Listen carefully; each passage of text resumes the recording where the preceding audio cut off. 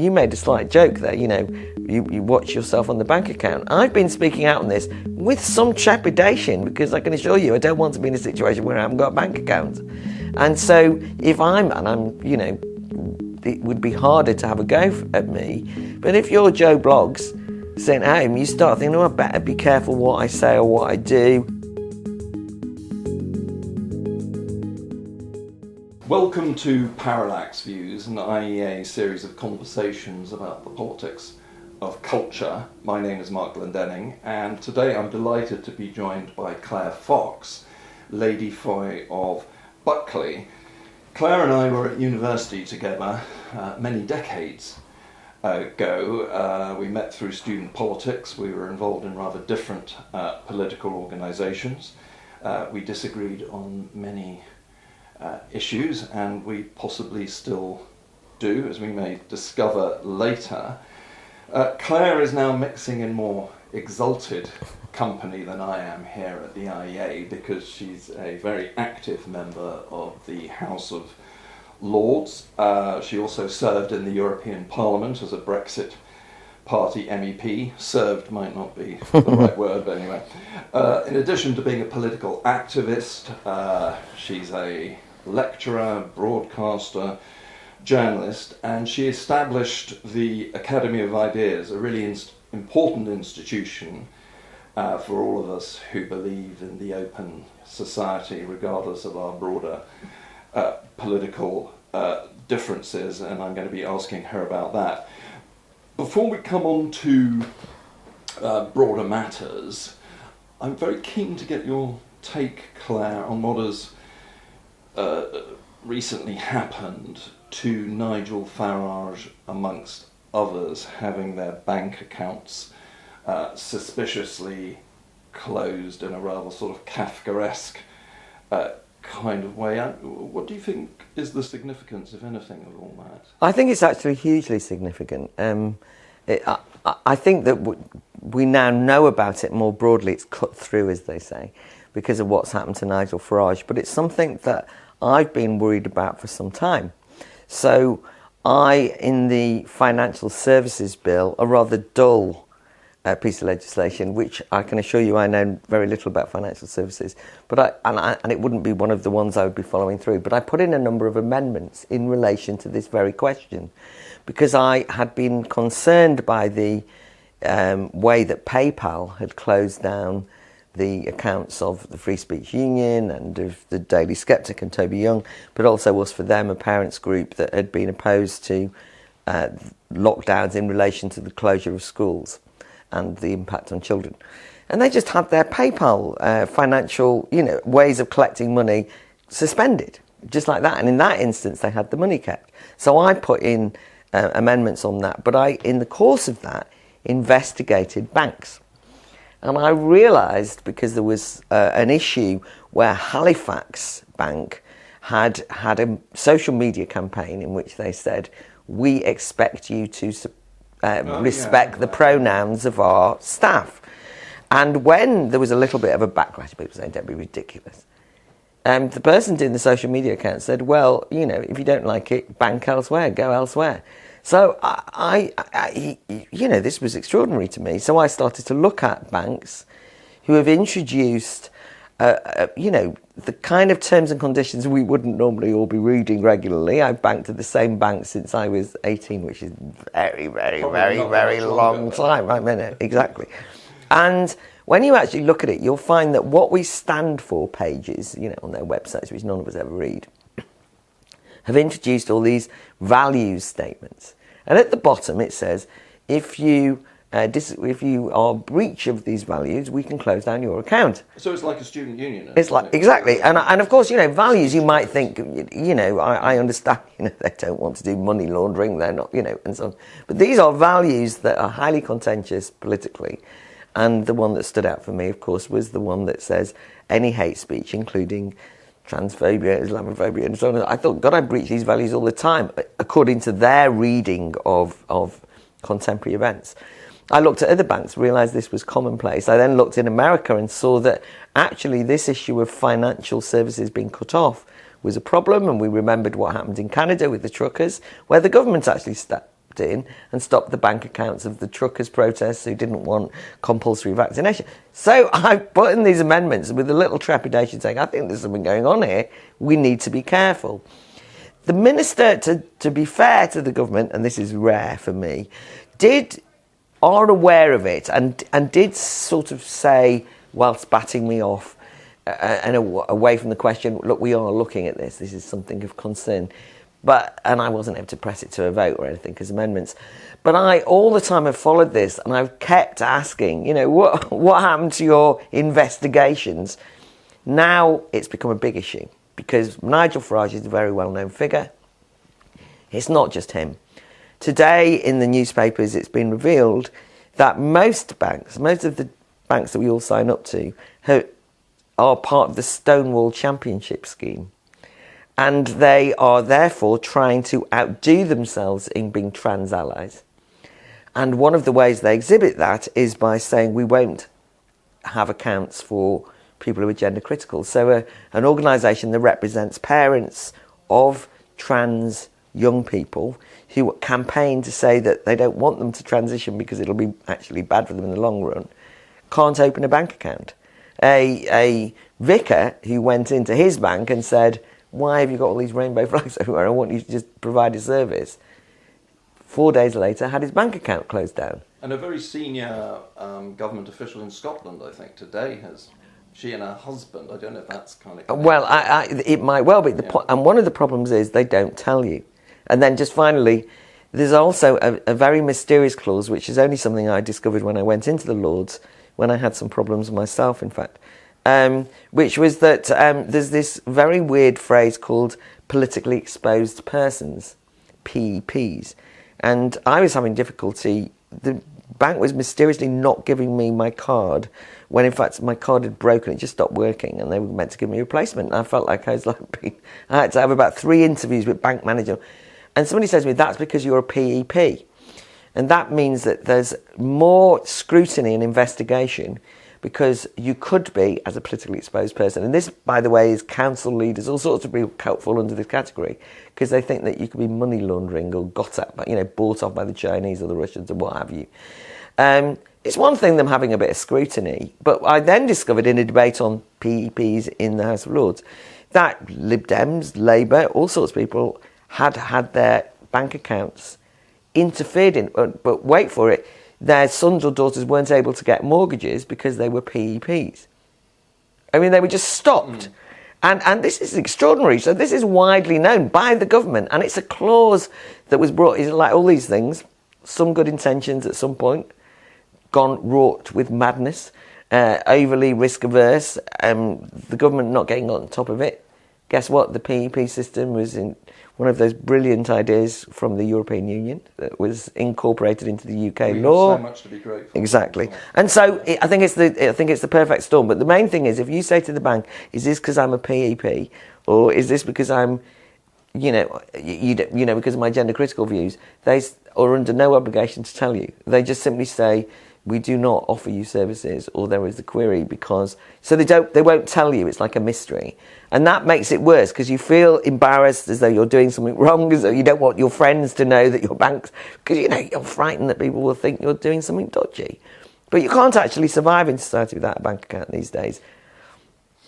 Which leads me to ask you, do you think it is too shrill and swivel-eyed, and I confess to being both of those things from the outset, to suggest that we may be seeing the beginning of a Chinese social credit system with British characteristics slowly evolving? So in addition to this sort of stuff with the banks, the police now have essentially registers of people they think are politically dubious, but that people they can't prosecute.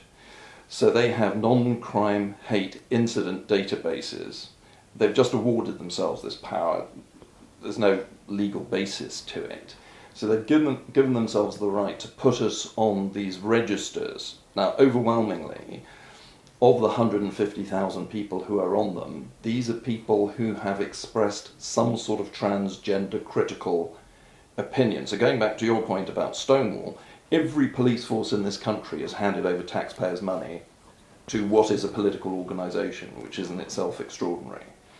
So are we not seeing the beginning of a movement towards some possibly very sinister situation in which people can be suddenly cut off from their bank accounts and the rest of it?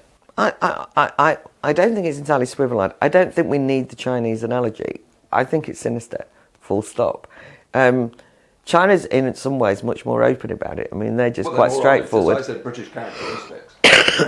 What really worries me is that this is happening all over the place, but it's insidious. And so what happens is that the way that our laws are created, you discover, have been through some machinations where they've removed, for example, the word woman or mother from a bill on maternity. We have instances where you find yourself cancelled, but without it being kind of headline, no platforming. You know, you just suddenly disinvited quietly because it's upset somebody somewhere. I think that the atmosphere at the moment is that you know that you have to walk on eggshells, be careful what you say, and watch your back, because institutions, not just student unions, which, you know, is hard enough if you're a student, but you kind of can write it off as a bit of a temporary blip in your life that you have to negotiate your way around universities. But it's far beyond that. And I don't think I mean, the most fashionable issue, of course, is fashionable in the sense that everybody is at the calling you transphobic in order to cancel you is just becoming so acceptable. And by the way, it's not just banks. If you consider what's happened recently with Wix, who provide kitchens and, you know, construction ware, and the Wix have basically said anyone who doesn't agree with our no LGB without the T, we don't want their custom. You think, this is capitalism for you. What's happened, right? We don't want your custom because you've got different views than ours. We're going to turn you away. And so you get the chilling impact then of a threat that lurks, where you suddenly become conscious. And you made a slight joke there, you know, you watch yourself on the bank account. I've been speaking out on this with some trepidation, because I can assure you I don't want to be in a situation where I haven't got a bank account. And so if I'm, you know, it would be harder to have a go at me. But if you're Joe Bloggs sitting at home, you start thinking, oh, I better be careful what I say or what I do. I better be careful I don't criticise the local shop for, you know, festooning the place in you know, LGBTQ plus flags. And then, of course, there's the critical race theory. I made the original point about PayPal, and I think that was definitely aimed at people who had been critical of lockdown. So which issues are they? Can we have a list? And then, in truth, we can be frozen out of not just polite society, but out of a functioning, being able to function as a citizen in the UK. Very dangerous. So I'll take it that you don't think I'm being swivel-eyed. No, but the only thing is that there is a sort of tendency to want to see everything as slightly organised. I think in typical fashion, what's happened in the UK is that we have a weak government who have been both complacent, sometimes complicit, but often just negligent. And as I've pointed out, it was last year that I made this fuss about the banks. They said, oh, yes, almost like nothing to see here, but we'll have a little look at it, but with no sense of urgency. A tendency to want to suggest that I was exaggerating things. Now it's brought to the fore. They said, oh, well, we didn't know this. Well, that's just not true. And that happens all the time. They'd rather not deal with difficult issues. Moving on to sort of a broader but related thing I want to ask you about. Why did you establish the Academy of Ideas and its various very successful spin-offs, like the Battle of Ideas and Debate Matters? It seems this kind of initiative is hugely important in terms of the sort of ideological milieu we are now in. Well, originally it emerged, I mean, we actually founded it in 2000, it's a long time ago, but it was partly in reaction to Tony Blair getting elected, but a broader way that politics, we were told, was non-ideological, and it was all a matter of technocracy and managerialism. And the what we would have is governments who would manage things for us, so we didn't have to worry our pretty little heads. And what that meant was that more and more decision making, more and more political discussion was ring fenced away from us. And you'd get politicians who'd say things like, the evidence shows, so there's no debate. So you can't discuss that. We were then in the European Union, and they'd say, well, it doesn't matter what you think about that, because that's been decided by the rules-based system that we are in called the European Union, so you can't discuss that. So increasingly thought, well, what can we discuss? There was also the emergence of, what we used to call then political correctness, increasing areas of life that you were told you couldn't discuss, or you could easily be labelled, things we're now familiar with, but where you could be labelled a bigot or a racist or something if you dared challenge multiculturalism. So I'm very keen on living in a multi-ethnic society, like anybody, but multiculturalism is an ideology that means that you're not able to criticise people from different cultural backgrounds for their views, for example, without being accused of some. And also I could see it was leading to identity politics. So the Academy of Ideas, we thought, well, we've got to create an alternative public square. We've got to start having events at which we encourage people to debate and discuss, not get either stuck in kind of narrow policy terms and what works wonkery on this one side, or be told that they couldn't discuss more fundamental ideological, philosophical discussions on the other. It was also the start then of spin, what we knew as spin, where you were basically being told politicians are all being trained what they should say to you. So you're starting to lose the ability to have spontaneous political debate, where you'd have very lively, sometimes quite ferocious local council meetings or, local events.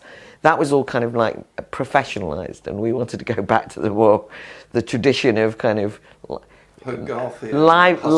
lively shouting matches that were well organised. So that's how the things like the Battle of Ideas Festival emerged and so on. And the problem, I'm afraid, is that rather than it being, we hope that we become an important voice for free speech in this country. But I can't say, what a success we've been, because the reality is that things have become more censorious as we've gone on. Therefore, the Battle of Ideas Festival, for example, with its rather anodyne slogan, free speech allowed, that's suddenly become a revolutionary slogan. It's like sort of, oh my God, how daring of you.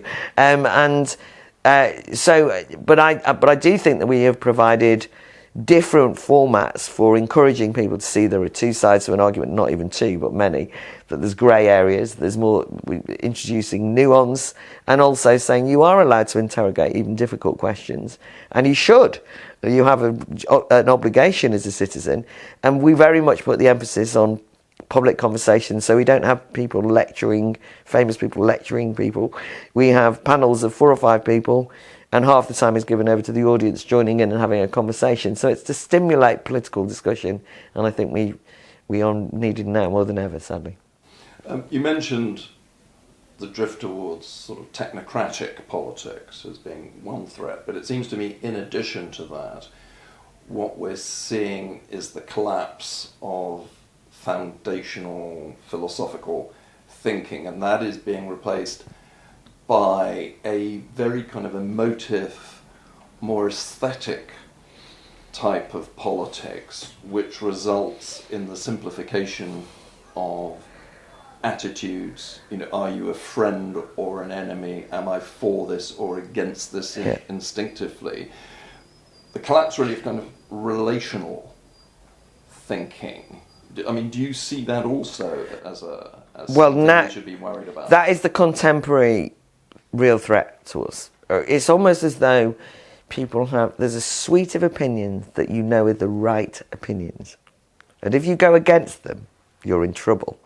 And so rather than that being where you've had to work through morally and philosophically and ideologically where do I come from on this, and to try and, as you say, work out from some foundation that's got some depth, you've rather got which can be challenged. Exactly. And where they're on this. Yeah. But if you've got a kind of like, if you don't agree with these 10 things, you're a bigot, then, very few people go, I'm a bigot, right? So they want to go and stand with the bigot. So you kind of know you have to sign up. But this is actually encouraging a thoughtlessness. So if you go to, just to use it for young people, you go to university and they say, are you on the side of, critical race theory, or are you a racist bigot? Most people go, oh, but you're also 18, so you're not entirely sure of what the critical race theory stuff is, but you think it sounds, well, I'm not a racist bigot, so I'll stand over here. You're not allowed to then go, well, could you explain to me what critical race theory is and what your particular outlook on, for example, anti-racism is or white supremacy, without them saying you now need to go off to a re-education class in unconscious bias because you haven't immediately said yes. And we even got a slogan called "Silence is Violence," which means you can't even sit it out and be quiet, right? Because if you actually aren't an active proponent of the contemporary fashionable causes, then you'll seem to be complicit in some way. So you do find yourself, as you say, having to choose very quickly, without any thought, without any consideration of conscience or where you stand, what side you're on. Now, the point you make is that we were old enough to have come from different sides of the political spectrum, very much so, but where we had some appreciation of maybe what we thought then the left and right meant. But we weren't, and there was a fair amount of name calling. I'm not trying to pretend that we all sat around singing. We didn't sit around singing Kumbaya and all the sorts of getting on really well. But we did understand that we were involved in a political argument about future visions of society. We kind of knew where we were coming from. We were reading similar texts often and coming to different conclusions about them. But I used to buy your party's newspaper. And indeed, I can't say that you had one, but anyway. But I took seriously. I used to read IEA pamphlets actually fairly religiously, so that I could work out what I disagreed with them on. But that was. But I've just had to move house, and I found boxes of as it were, what were considered to be the right wing, Centre for Policy Studies, IEA, and they're all underlined by me, right? We're kind of working out where I stood in relation to them. So even though I was a member then, shockingly, of the Revolutionary Communist Party, I was reading voraciously and widely, and that meant that you were involved in discussions and debates in good faith on issues that you genuinely felt, no, your way is not the best way to achieve the ends you want, or I've got a different end in mind, but we understand that we didn't actually think, despite the insults sometimes thrown around, we didn't actually see each other as evil, but we understood and were able to have a conversation. Now, with no foundational premises in common, you basically will not be able to have that level of conversation. I've noticed, for example, that if I go in, it used to be the case that if somebody said that person should be banned or that argument should be banned, you'd say, free speech, that's censorship. What about free speech? And people would at least be defensive. Now they say, well, free speech, if you're a free speech absolutist, that shows how dodgy you are. You think, what? So there's no basis on which you feel in a democracy that you have common understanding of the same things. And I think that's made it very difficult. We know that social media hasn't helped. And I'm afraid that both sides now do it. I mean, one side's trying to cancel you, and the anti-cancel culture side, my side, now trying to spend their whole time going through social media trying to find things wrong with what the kind of social justice worries have said so they can cancel them. It's like it's spiralling into and descending into not an elevated political discussion, but literally a kind of name-calling, shouting match. It's very unedifying and it's very unhelpful. And ultimately, it seems to me that liberal democracy can't function if you don't acknowledge that the people who disagree with you are legitimate opponents rather than enemies. Once people start being classified as part of an enemy group within the society, then of course they become simply avatars for oppression.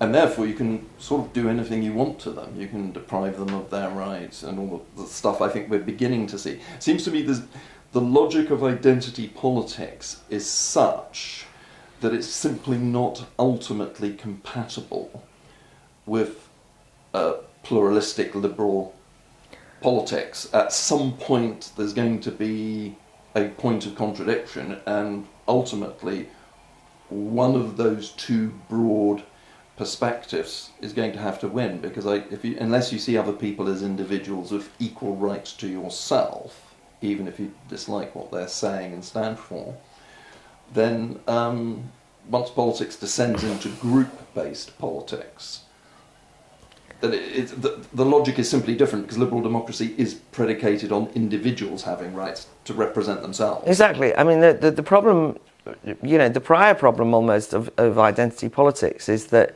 if you then are to argue, for example, when somebody says, as a woman, or as a Muslim, or as a trans person, or as a lesbian, or as a disabled person, and I represent this group, and you then try and argue about what they're saying, they then will say, and this is often said, you are now attacking all women, all Muslims, all disabled people, right? So it becomes very personalised. And the more that that's gone on, the more that you cannot engage in an objective conversation.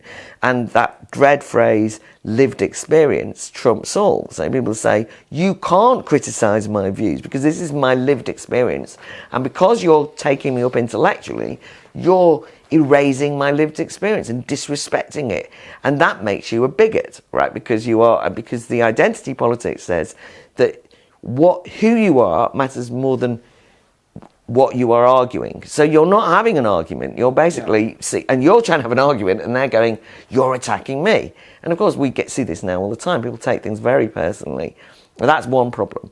The second problem that I think has become a much more conscious tactic is that there is an attempt to, as you say, delegitimise one's opponents by giving them the most terrible brandish names, right? So we saw in relation to anybody who voted to leave the European Union, the hostility didn't actually take the form of an argument about why you should or shouldn't be in the European Union. It was an argument, it wasn't an argument, it was a label that said you are gammon, which basically was a kind of white, red face, working class type.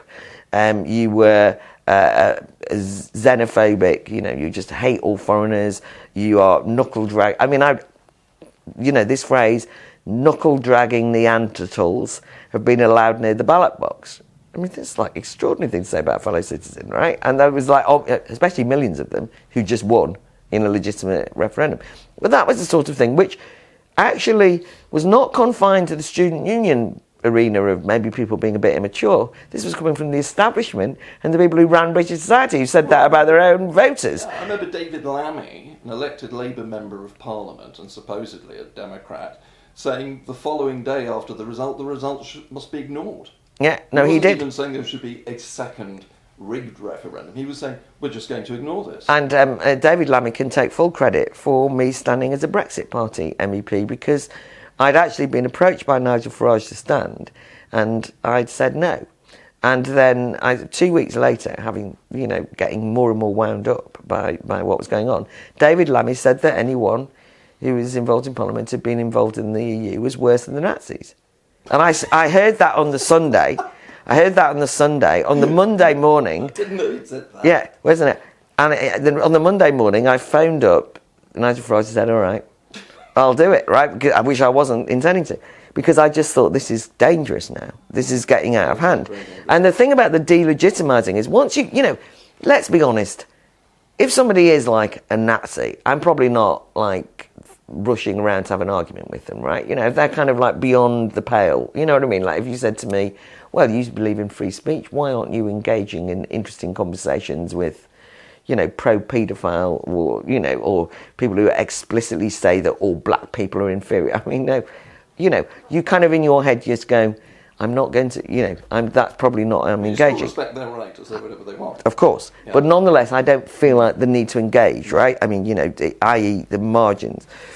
The reason I'm saying that is because psychologically, if you've described all these people as beyond the pale of debate, it helps justify why you shouldn't have a platform.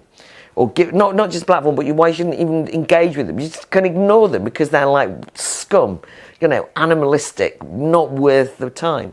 And that's now applied to wide ranges of people with the wrong views. And when I meet people, I find it extraordinary that they will just simply say, I won't have anything to do with them. But it's just that it used to be a fairly narrow group. I mean, I I remember when we were at university together, and people won't remember these days, but they're not that long. It's not that long ago. You're talking the 80s, right? Early 80s. There were gangs of people walking around Coventry saying, we are members of the National Front and we want all Asian people, they weren't quite so polite, burnt out of their houses and forced out of the country, and they are like sort of, I mean, they weren't like they weren't having a chat. They were like literally skinheads. They'd go and beat people up, and as it happens, the police often look the other way. So there was a moment where racism was well and truly present. The problem now, and then there was an argument about whether they should be no platformed at the university, and as it happens, even then I argued against no platform. No. But on the other hand, now what's happened is that as the National Front Nazi image has now been expanded to basically everyone, right, or anyone who doesn't go along with a very narrow, culturally endorsed group of opinions, my suite of opinions, that have been kind of ticked off by the bien-pensants, and therefore we've seen the consequence of that. Millions of particularly working class people who haven't always got the lingo and don't even know how to negotiate some of this, not because they're stupid, but because who can keep up with the LGBTQ plus I want, you know what I mean? It's like, which bit do I leave out or not say? I don't know what the pronouns issue is and so on. They can be just treated like scum, and they are. And I think that that's a very dangerous situation to be in, because you were asking me about the Battle of Ideas. The Battle of Ideas Festival has 350, 400 speakers, and traditionally we get people on all sides of the political spectrum. Now it's much harder to get people of a liberal-minded approach, liberal in the sense of, the bien-pensant view. Yeah, but they're not liberals. No, they're not. I know that. You know that. I agree. I know, but there's a... You triggered me just. Yes. But nonetheless, there's much more unabashed way that people just say, oh no, I'm not going to debate on those platforms because it will endorse this kind of these people who should be ignored. And I think that means that people are really well and truly stuck in echo chambers. It's very dangerous. That's the end of democracy. You cannot have a democracy in which you effectively delegitimise the voters on the one hand, or anyone whose views are in contrast. What choice is there then? There is no alternative. You kind of get one of all the same. And what do people do when they don't have a choice? When this democracy fails? I mean, what do you think people do? People don't just go, all right, then I'll go to sleep. They then become cynical about democracy, and sometimes they're going to go down both rabbit holes and resort to more, anti-democratic means. And I don't want that to happen. I'm suggesting that is what the consequence of saying that their democratic voice is no longer valid. The last question I would like to ask you is, which relates, to your work with the Battle of Ideas and Debate Matters and all the other offshoots of the Academy of Ideas, is how do you make the case for free speech to a younger generation? I know this is something you've thought about. How, in an era when a lot of younger people, particularly younger middle class, higher educated people, seem to be obsessed by this elastication of the concept of safety, whereby they think that hearing, a word they don't like or a line of argument they don't like is actually akin to a physical threat. How on earth do we communicate the case for real liberal values? So the first point is that, or to use one project that you've mentioned, which is Debating Matters, the first thing to establish to people who are 16 to 18, that's that project, is target audience, is to say there isn't just one side to this argument. There's two or three. And the way that so even just to establish, look, this is a debate topic, and look, if you read, there's 4 articles that make a really good argument for, but look, there's 4 articles that make a really good argument against. And then we give lots of background reading, and that way you can see, oh, it's not quite as simple as I thought it was. I can't just tick my suite of opinions box. And so it's just to establish that. That sounds so basic, but you'd be amazed how many of the young people that we work with say, well, I didn't even think there was an argument against that. Now I've looked at it, I'm kind of brilliant. The other thing that we do is that we've just finished, actually, so it's very much on my mind, a 3-day summer school called Living Freedom, at which there were 75 young people between 18 and 30, in which we introduced them to some of the moral dilemma, with some of the history and philosophy of these traditions. You know, who is Locke, who is Hobbes, and that's all very important. And then, but more, we try and bring people together to say there are contemporary, real challenges to freedom, and you've used one of the big ones at the moment, which is safetyism. You know, a broadened conception of harm that now includes psychological harm, and to really, discuss some of the moral dilemmas of our time in relation to freedom. To also free it, by the way, because we haven't really said this explicitly, from the left-right argument, because it no longer works, and to just say, stop worrying about whether you're left or right. Just look at these discussions and stop trying to put yourself into a camp, because it's like a waste of time. Let's just try and tackle this. And we brought out this series of, this was part of our lockdown contribution, which was to issue these letters on liberty. And one of the things that we realised was they're just short pamphlets, 3,000 words, 2,500 words, making contemporary arguments for liberty, the freedom to drive, or, what we've got one at the moment on the harm principles just come out. But it might be freedom in relation to arts or artistic freedom, so whatever. But the reason we did that, we set our challenge, was because I realised that every time I went and spoke at university, I speak a lot of, to a lot of young people, that I was in danger of being complacent in using the same old arguments. And like I said, you just don't cut through. You can't just say, have you read your J.S. Mill, wave it around on liberty, because everybody go, yeah, what? Well, and that in fact we couldn't rely on some of the old arguments, and we had to keep making the argument for each new generation and make that an active, ongoing project, and to force ourselves to think, well, what are the challenges to freedom today? What are the arguments? Let's think about it. We bring out pamphlets, we say, buy these pamphlets, take them down the pub, give them to your mates, let's have arguments and discussions about them, let's have salons and speakeasies and all the rest of it. And so we do as much as we can, and obviously the whole premise of the Battle of Ideas, which actually attracts a disproportionately high number of young people than any of the usual kind of festivals around, because it's a much more active atmosphere where we encourage people. And by the way, you don't have to come to the Battle of Ideas. I can't stand something like net zero targets, right? But I want Green supporters to turn up. Greta Thunberg's unlikely to come, but her supporters are welcome. And not so that I can, not so that I can slag them off, but so that you can actually say, well, you're worried about the planet. I don't think that's the most important thing. Or even if I'm worried about climate change, or I think there's an issue, how would you tackle it? Let's have intelligent conversation. I think it's, in other words, the name of that initiative for young people, Living Freedom, seems apt. You have to live freedom. It's not stuck in a book. It's not something that you can just kind of take off the shelf and deliver. You actually have to demonstrate through argument discussion what free speech actually means.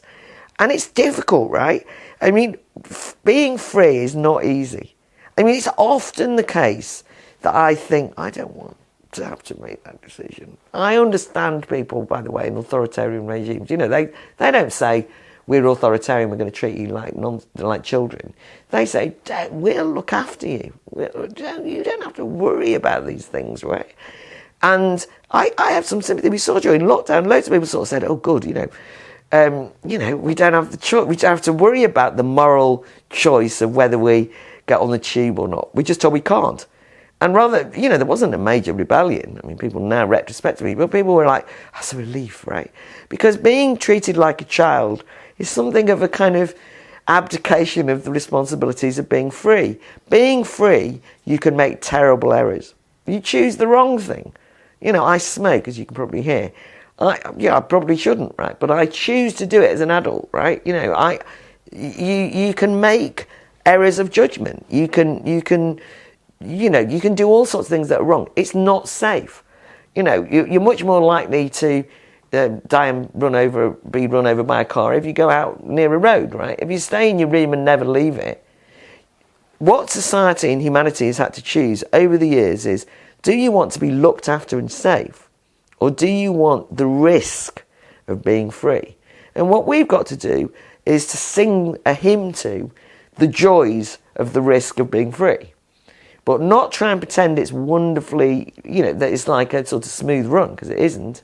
But to say, God, yeah, prison's great, right? They take away your freedom, but they give you 3 square meals. You're all right, aren't you? Or, as people who have been enslaved forever have done. Because, by the way, remember that sometimes slaves partly, might well have been looked after. I mean, I'm not trying to, they might, but they said, I don't want to be looked after. I want to be free and poor. I don't care. I want to decide. In other words, human agency, making those decisions. Being a full human being means that you say, I'm a grown-up, I want to take the risk of freedom, and with all its thorns along the way. That's what I think we have to find new ways of selling in to new generations. They want to be safe. Usually that's the sort of thing that in the past, we would have associated with somebody who was in their 80s. These days, I'm in the House of Lords, there's quite a lot of people in their 80s, and they're quite lively and boisterous. Whereas I go on a university campus, everyone's going, give me a safe space. I need a safe space monitor. You think you're missing out here, men and women, girls and boys, because it's exhilarating having the opportunity to shape the world that you live in and to take those risks. You can have great fun. You'll encounter some nasty things, but it's worth it. And that is a wonderful note on which to end this conversation. I'm so grateful that you have agreed to participate in it. Thank you very, very much. It was Thank you, Marc. Fantastic, thank you. And now I'm going to throw it open to you guys. Who wants to come back on something Claire has said or ask her a question? Well, I sort of very much agree on your emphasis on the importance of debate in the public sphere. And I've been concerned about people armoring themselves with fashionable ideas without really interacting with each other. But I'm kind of curious where you stand on transgender issues and climate change issues, as you've sort of touched upon, considering or supposing that you agree that all humans they're morally equal, rational agents. So I'm just curious what your thoughts are. Well, I mean, first of all, to emphasise that historically people have, for example, wanted to transition in terms of their biological sex, and felt deeply unhappy in their own bodies and have transitioned. There's been a process for it. It's not quite the same as the kind of social contagion that we see in schools, in which by and large it's young women who are choosing to transition. And the problem we've got is that they're in school, so they're very young to make decisions which might have a huge impact on their lives, because it can lead them down a medical path of double mastectomy when you're well. I mean, to remove your breast, taking hormone blockers, all of the things that we're familiar with. But that's the danger with that argument, is I don't want to play just a safety card. I mean, there is a safety issue in all seriousness. But the other thing is that it's one thing if you transition and that's it. You make a transition, you go through that when you're an adult, that's fine. That is you could say, realising yourself. But it's been politicised. So that's not, nobody, you're not discriminated against if that's the case. There is no laws against people who are trans. There was historically, by the way, laws if you were gay, right? So those of us who fought against the criminalisation of homosexuality weren't saying you have to be nice to gay people or lesbians, right? It was that they should be treated equally. Trans people should be treated equally. But there is no law that doesn't treat them equally. That's the situation. The demand is that we all have to say that they're a woman, if you see what I mean, if it's a trans woman. And it's well, they're not a woman, because a woman is a biological material entity. And I'm not being coerced into saying otherwise, especially because in that instance, it means that some of the gains that women's liberation have made over the years are compromised. So that's on that. But, you're entitled to have whatever view you want on climate change. It should be an argument. You would just throw that in. I mean, these things are arguments. My view is that climate change does exist. I mean, it's so obvious that it does exist. I concede. I think a lot of it's man-made, because I think modernity and our intervention through technology has changed the climate. I'm just not frightened of that, right? I think that modernity and progress throw up challenges. You know, there were people who said you should never build trains because it will disrupt our local area. And luckily everybody went, carry on, and built the trains, right? But obviously once you have trains, that causes problems for people. You know, that's what I'm saying is progress and freedom are not problem-free, but how you adapt to them, how you deal with them is a different question. And as you know, the demands around climate change have become, there is no debate, this is only one answer, and they're actually philosophically anti-progress answers. They basically argue we should stop, and they blame humanity for every possible gain that we've had and say you're destroying the planet, and they put the planet above humanity, which I think is wrong. Do you want to come back? Well, no, I now see that that's like a really consistent argument. I don't agree fully with some of the things you said about climate change, but or the solutions to it. But I now see that, like, for example, with the transgender issue, I see that you had a problem with the politics, making it into politics, and the sort of like way we deal with it rather than like transgenderism itself. Yeah. I don't know if I understood that correctly. Who else would like to say something? Don't be shy, come on. Well, if not, I would have a question on the banking issue. Yeah.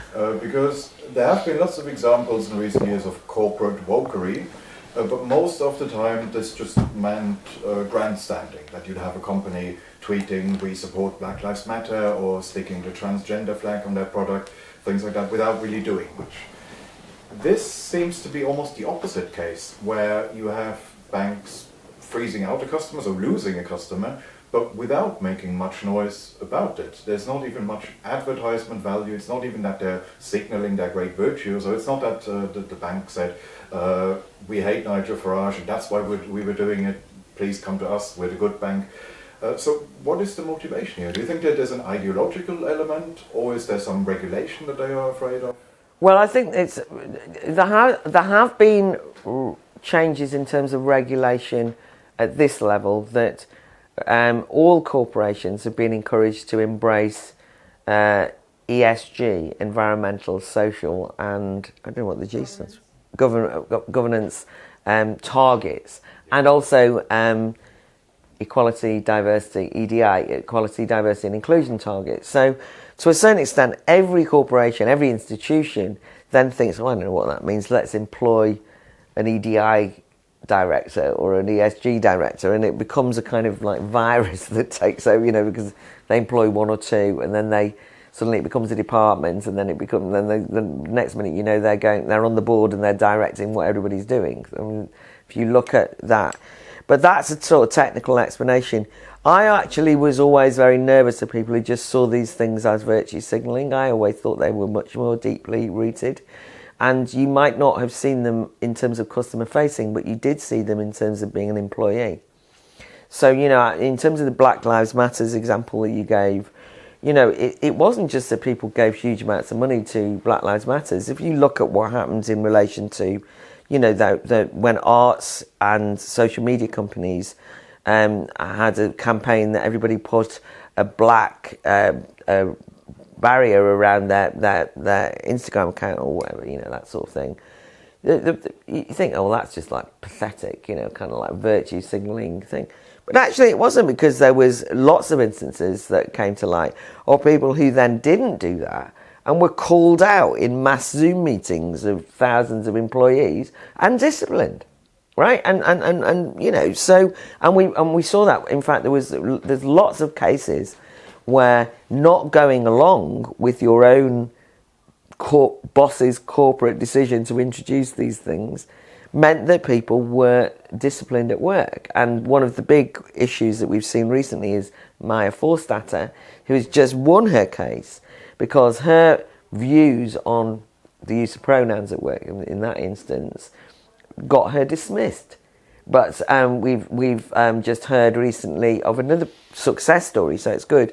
Somebody who worked for the civil service, who objected to some of the critical race theory norms being introduced into her work in pensions and welfare provision as a civil servant, said, well, why are we kind of going around introducing notions like white privilege and accepting on face value that we must identify and be colour coding everything is effectively what happened. And she went through 9 months of hell being disciplined for her views by the DWP, as it happens, the Department for Work and Pensions. And she's now just won over £100,000 in a discrimination case. In other words, they were more than virtue signalling. They took this on board. So the question that we have to ask is, what has happened in the market where capitalism, the corporates, not just sort of arty museums and galleries or these kind of areas, institutions like that, but hardcore, allegedly profit-making organisations are so full of self-loathing that they basically are embarrassed to admit they make profit. That's the last thing you want to talk about. In fact, that's become a secondary mission to this values mission. And so I think capitalism's in real trouble, because you haven't got anyone who will defend it. And I'm from a Marxist tradition, but at least Marxism had the virtue of saying capitalism isn't good enough, you need to go beyond it and make society more productive. No, I mean, right? I mean, that's a different... as a stage of progress. Exactly. Yeah. Without going down that route. But yes, we saw it was on the way to somewhere. It's insufficient. This is kind of like the capitalist class themselves saying, oh, we don't like what we do. We can't possibly go out and argue, that the market is good. What we can do with absolute certainty is wrap ourselves in the pride flag and hope that everybody will think that we have a mission. Like, well, I thought your mission was to make alcohol. Isn't that your mission? Or you're an oil company. What are you doing, right? But they're embarrassed by that mission. And if you go on a lot of websites, and the banks, of course, we should remember the financial crisis of 2008, they all went into crisis, right? They thought everyone hates the banks. Instead of them becoming better at banking, right? And, we now discover that the Bank of England, of all things, has also become a major trans ally. And I think, I'm sorry to keep bringing the trans issue up, it's just that has become the dominant discourse of values in Bank of England at the very time when we're in the middle of a cost of living crisis, which partly, at least through the way they've dealt with interest rates and by creating money, effectively, are responsible for. And they say that their major project, this is what they've said, our major project recently that we've been working on, which we're about to announce, is how we can be better trans allies. You do think, what happened there? What happened? People are going to lose their houses. They are suffering because you won't take responsibility for the economy that you're supposed to run. They shouldn't be running it, by the way. The Labour Party should never have given the Bank of England independence. It's confused the issue. It was always a political issue, not a technical one. But anyway, they're doing their trans ally stuff. So I think it's more than greenwashing or gender washing, whatever. Woke washing. I couldn't remember the phrase. But it seems to me that the trans thing has this totally disproportionate significance now for the radical left. So it's not literally, a concern about this, relatively small group of people and their rights, whatever their rights should and should not be in a democracy. But it's because it's become a sort of, for a lot of the left, most of whom are not trans themselves, they see it as a sort of a rejection not just of heteronormativity, but of sort of bourgeois normativity in general. And that's why I think they kind of love it, that it's a sort of, it has this veneer of being a sort of revolutionary stance to take, to deny even your own objective physical reality. Do you think there's an element of, I think there's stuff? I think there's an element of truth to that, but I do want to, for the record, note that we had a Conservative Party that introduced this into the public sphere. The left actually were not quietly getting on and doing the trans issue. And when the Conservative Party announced that they were bringing in gender self-ID, originally they moved away from it, but they did bring in the issue. I couldn't believe it. And I was going around saying to people, It's the Conservative Party seriously bringing this into policy. And people said, yes, well, of course, it's like we want to be ahead of the curve. We don't want to be the nasty party anymore. We want everybody to know that we're on the side of. They bought into identity politics. Practically every single policy that I'm trying to undo was brought in by a Conservative Party. So whilst the left, I agree, are all over this, that's why the left-right thing doesn't even work anymore, because, you think for various reasons.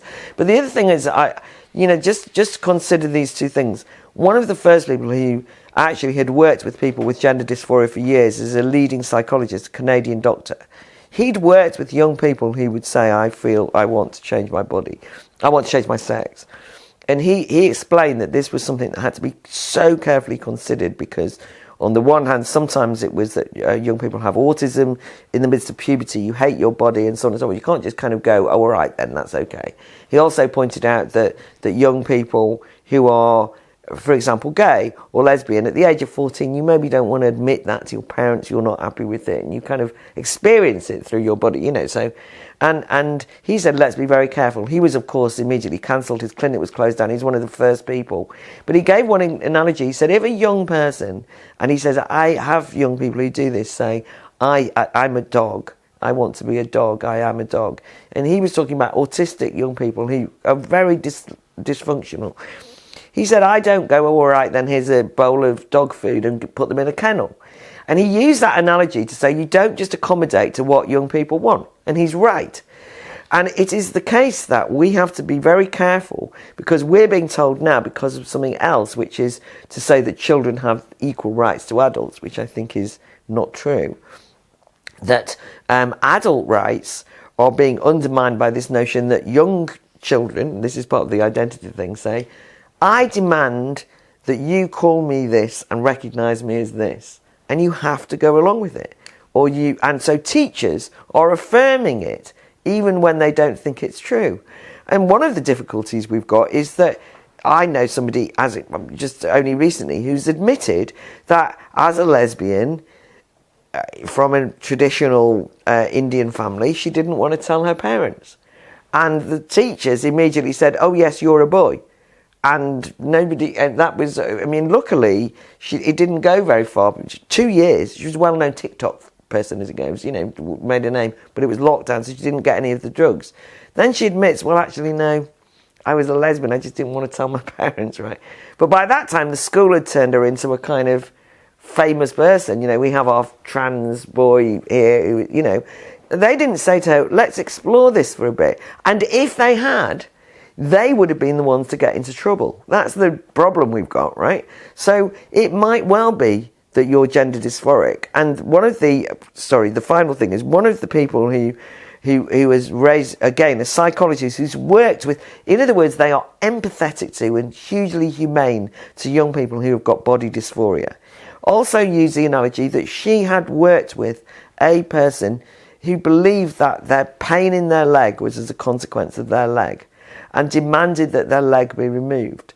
That's actually more common than you think, particularly in people who've had some kind of trauma. You're a doctor, and somebody says to you, you've got to cut my leg off because the pain is excruciating, and you know that there's no physical pain.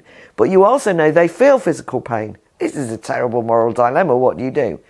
In very, very small instances, it's been known that they have removed the limb, right, of a healthy limb, and it's slightly alleviated the actual trauma that the person was going through. But what you don't do is that somebody goes, I've got a terrible pain in my leg, can you cut my leg off? And you go, absolutely, right? So when somebody turns up and says to you, I'm completely unhappy in my body as a young man, I want you to remove my genitals, I want you to take them away, I want you to remove these things, I hate them. What a medical person does, and what any grown-up person does, is not go, oh, brilliant idea. Do you know what I mean? How are you today, young woman? Without a drop of a hat. That is happening in this society. And if you look at what the detransitioners are saying, so they are basically saying, oh my God, 2 years later, I regret it, and now I've got this terrible, you've destroyed your body. So even though it's kind of the left and right, and they want to absolutely attack, heteronormativity. And I mean, what I meant by the left was the kind of new left. no, I understand. But all I'm saying is, I think there's so many levels that we've lost our way from giving in to young people. Who, by the way, my argument would be that if somebody says, I find Henry VIII boring when I was an English teacher, and the tendency these days is to have a staff meeting in which you say, don't let's teach Henry VIII, Henry IV Part 2, or something I taught once, and all my students said, oh, it's so boring, we don't want to do it. And my head of department said, maybe we should look at another text. I said, don't be ridiculous. They're 16. I'm going to make them love it. And I did. And but you don't give in as soon as young people, perfectly reasonable at 16 to say, I think that's so boring, I want to be entertained. And the grown-ups in the room have to say, that's because you're an immature child. And I am the English teacher, and you are going to listen. That tendency, which has corrupted education, has now been writ large around much more serious matters that goes beyond even is it the left's fault or the right's fault? On that note, unless anybody else, something they pressing they want to say? Thanks again. Well, if you enjoyed that conversation, why not watch one of these other videos? And while you're here, remember to hit the subscribe button and the notification bell. That way, you'll never miss out on a single IEA broadcast.